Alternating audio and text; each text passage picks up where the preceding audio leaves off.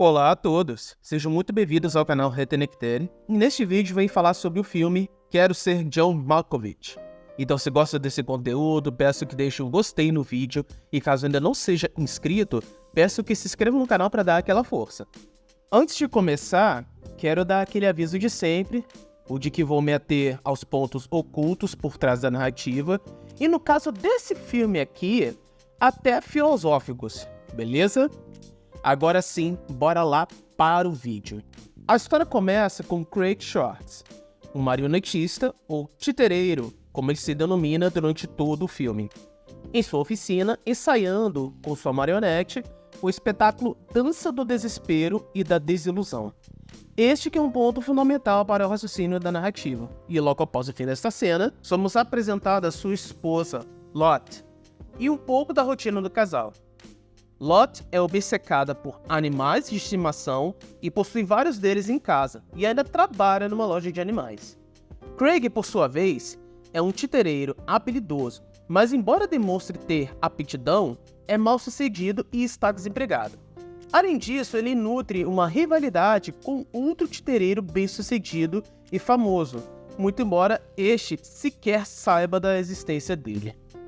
Mesmo ciente de que não era reconhecido pelo seu talento artístico, ele decide fazer mais uma tentativa. Então ele faz a apresentação na rua de Abelardo e Heloísa, com suas marionetes. Por um momento, ele consegue a atenção de uma garotinha que estava passando com seu pai na hora.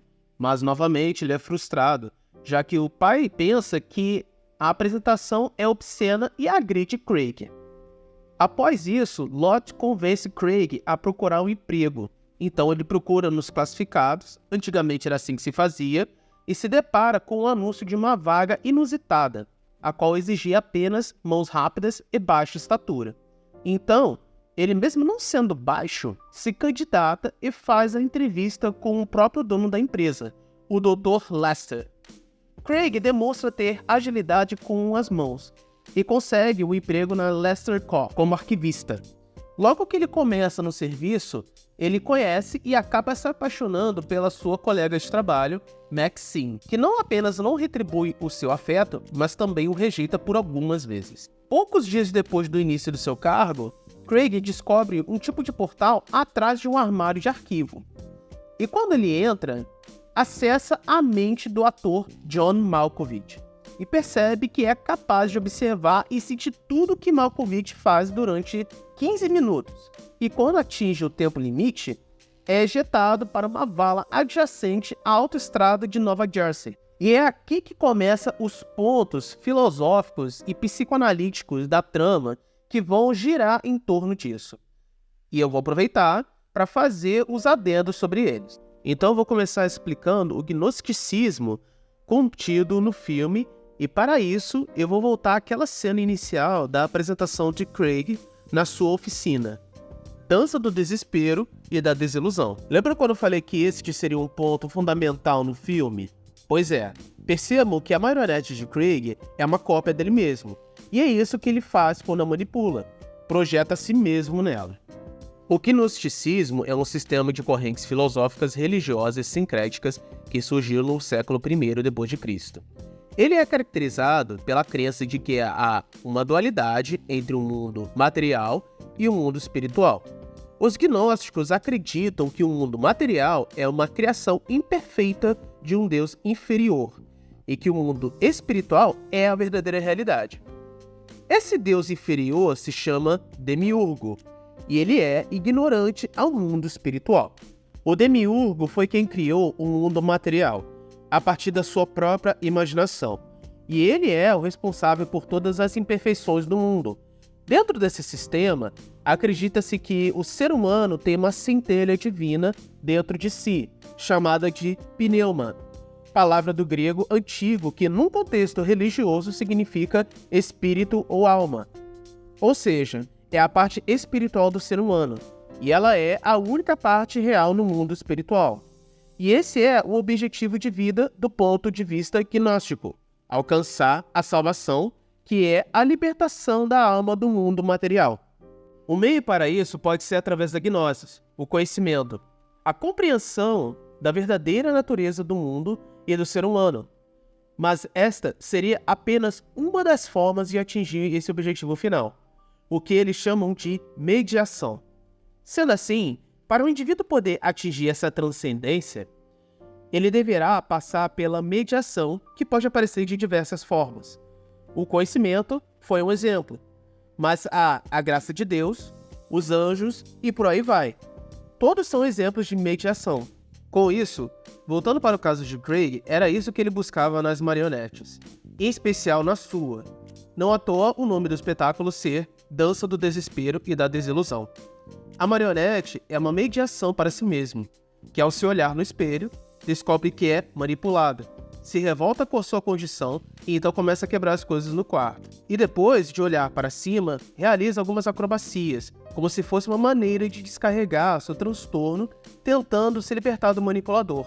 Isso simboliza a ânsia de transcendência daquela realidade.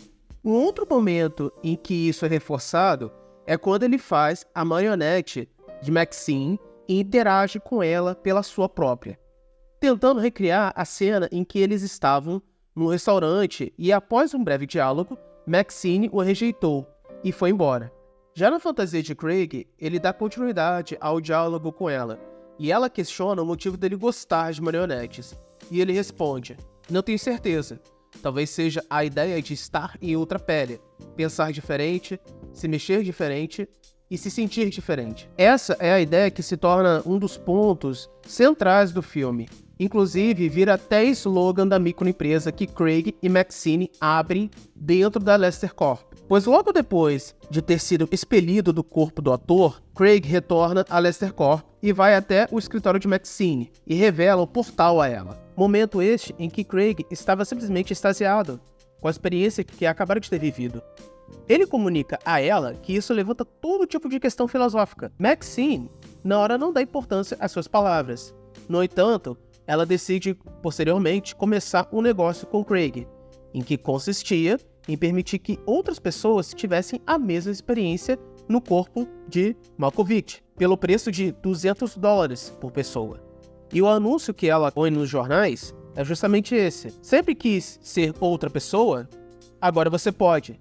Visite a JM Inc. E aqui quero fazer o adendo justamente tratando desse ponto de vista filosófico, propriamente dito. A experiência que é proporcionada aos interessados em ser John Malkovich por um curto período de tempo provoca a ideia do dualismo cartesiano do eu, proposta pelo filósofo francês René Descartes. De acordo com essa teoria, o eu é uma entidade pensante que existe independentemente do corpo e da matéria. Descartes argumentou que a mente e o corpo são duas substâncias diferentes e que a mente é capaz de existir sem o corpo.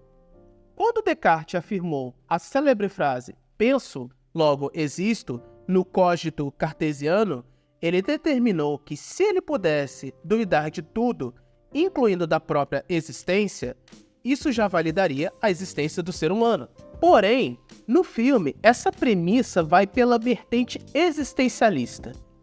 E o momento em que isso se estabelece é logo no começo. Enquanto Craig assistia o titereiro bem-sucedido Derek Mantini na TV, ele fala para o chimpanzé de Lot a seguinte frase: "A consciência é uma terrível maldição. Eu penso, eu sinto, eu sofro." Søren Kierkegaard, o filósofo dinamarquês, pai do existencialismo, dizia que a existência humana é caracterizada pela angústia e pela incerteza. E a única maneira de superar esses sentimentos é abraçar a liberdade e a responsabilidade pessoal. Então, ser John Malkovich consiste em receber todos os estímulos e sentir tudo o que o ator sente. Se ser é sentir, então só é possível ser através do corpo, da matéria que compõe. Esse foi um complemento e até uma crítica do cogito cartesiano trazido por Kierkegaard, de penso, logo existo, para sinto, logo sou. Pois ele sugeriu que a existência humana não é apenas uma questão de pensamento, mas também de sentimento e emoção. O pensamento é uma dimensão importante da existência humana. pois é através dele que o ser humano modela sua percepção do mundo. No entanto, o sentimento e a emoção também são importantes. Esse viés existencialista evidencia a ânsia dos clientes da JM Inc. para transcender a própria realidade.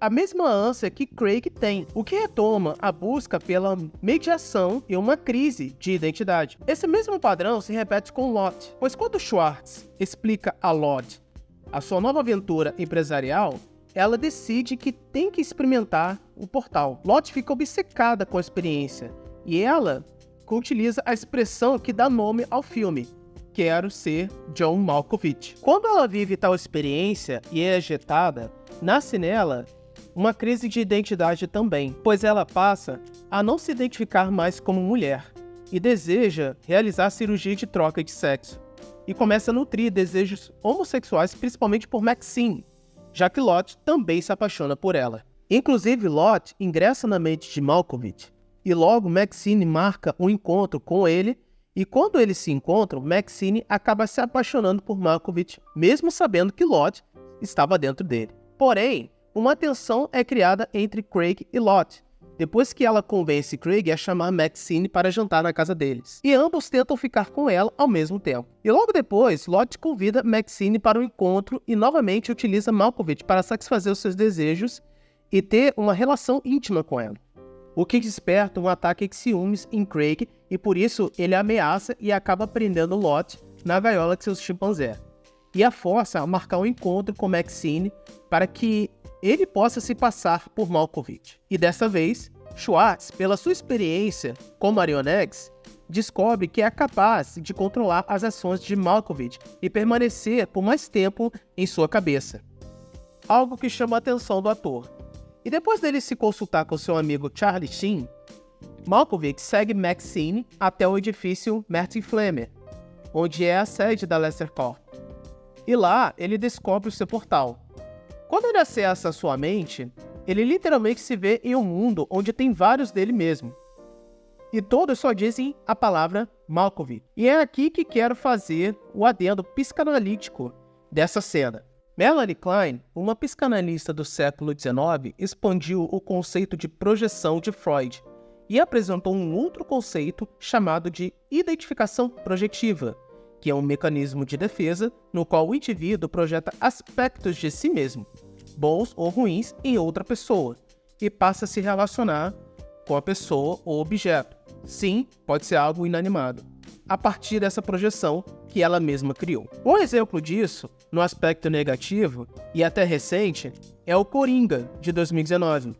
O Arthur Fleck é um comediante mal-sucedido que sofre de transtorno mental, e ele projeta sua própria dor e sofrimento no mundo ao seu redor, enxergando como um lugar injusto e cruel.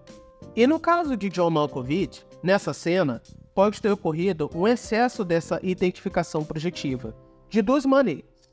Por ser um mecanismo de defesa psíquica do ego, a pessoa projeta aspectos dela mesma em outras pessoas. Quando há um excesso, pode levar a uma sensação de desconexão entre o eu real da pessoa e o eu projetado que ela vê nos outros. Então, da primeira maneira, seria em decorrência da sua fama. John Malkovich é um ator consagrado e reconhecido. Então, as pessoas o cumprimentam e o elogiam. Por isso, ele enxergar vários dele mesmo e ver seu nome como a única palavra a ser pronunciada pode ser uma representação de todo o prestígio e admiração que ele tem. A segunda maneira seria em decorrência da sua profissão. John Malkovich é ator e já realizou diversos trabalhos. A atuação exige um grande envolvimento do ator com o seu personagem, incluindo projeções de si mesmo nele. Então, se ver em vários de si mesmo também pode ser um reflexo deste envolvimento. Após esta cena, Malkovich fica traumatizado com a experiência e exige de Craig que o portal seja fechado. Mas ele ignora a exigência e volta ao corpo do ator para se encontrar com Maxine. Lot escapa das suas amarras e avisa Maxine, revelando todo o ocorrido, incluindo que Craig estava se passando por ela dentro do corpo de John Malkovich. Mas Maxine não dá muita atenção às palavras de Lot e desliga o telefone. Lot entra em desespero e procura pelo Dr. Lester para pedir ajuda.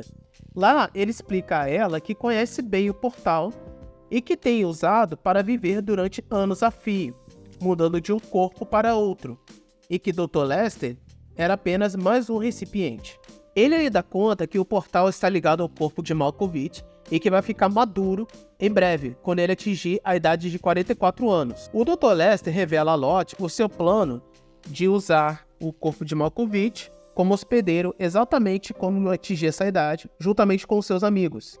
E era por isso que ele tinha um quarto repleto de imagens dos trabalhos do ator e com as idades referentes a cada um deles.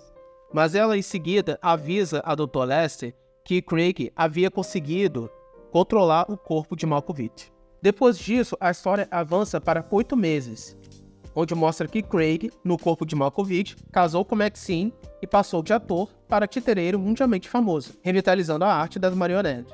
Maxine está grávida e prestes a dar à luz. Isso ocorre próximo à maturidade do portal da mente de Malkovich.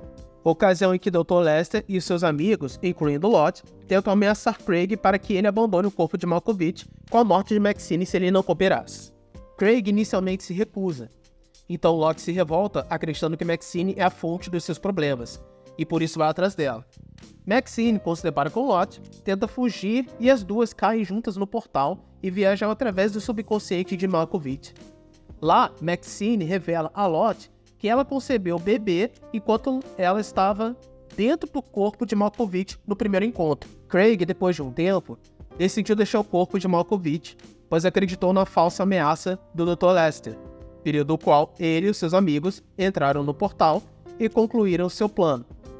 Craig é ejetado para a autoestrada e acaba descobrindo que Lott e Maxine se apaixonaram e foram viver juntas. Aqui quero fazer o último adendo, retomando o gnosticismo representado pelo Dr. Lester e seus amigos. No filme, os personagens, Craig e Lott, principalmente, buscavam uma falsa gnose, pois enquanto Craig, seja pela sua falta de sucesso artístico, infelicidade no seu casamento com Lott, ou até inveja de Derek Mantini, e Lott, pela sua transexualidade, desejo de ser mãe não realizado no seu casamento com Craig, queriam se transferir para uma mediação, movidos pelo desejo de ver o mundo através dos olhos de outra pessoa. Já o Dr. Lester e o seu grupo de amigos queriam alcançar a imortalidade, não mais reencarnando, mas transferindo a consciência para um corpo recipiente na sua fase mais madura, em termos de consciência e formação mental. Procuravam a verdadeira gnose, alcançando a vida eterna. E nenhum desses propósitos é visto em nenhum momento em Maxine. Dos personagens centrais, com exceção daquele momento de fuga, ela é a única que não acessa o portal e nem busca ser John Malkovich. Isso porque ela é o símbolo utilizado para nos dizer que nem todos são insatisfeitos com as suas existências e que devemos buscar a autorrealização, acima de tudo, e no caso dela, até de todos, mesmo que abdique de escrúpulos para isso. O filme termina com mais um avanço no tempo, dessa vez de 7 anos, onde Craig conseguiu encontrar um portal para a mente de Emily, o bebê de Maxine e Lott. Craig acaba sendo forçado a ver Maxine e Lott viverem felizes para sempre através dos olhos da criança. Bom, pessoal, o vídeo é esse. Tentei encaixar essas explicações de maneira cronológica e que fizesse sentido com o que foi apresentado. Muito obrigado por ter chegado até aqui. Novamente peço que, se curtindo esse conteúdo, deixe o gostei, se inscreva no canal para mais vídeos. Esse é um daqueles filmes que possuem mais de uma interpretação para várias cenas. Eu trouxe aqui, acho que fazia um certo sentido. Mas se procurarem, com certeza vocês encontrarão outras. Então fiquem à vontade aí na seção dos comentários para darem a opinião de vocês, beleza? Até mais!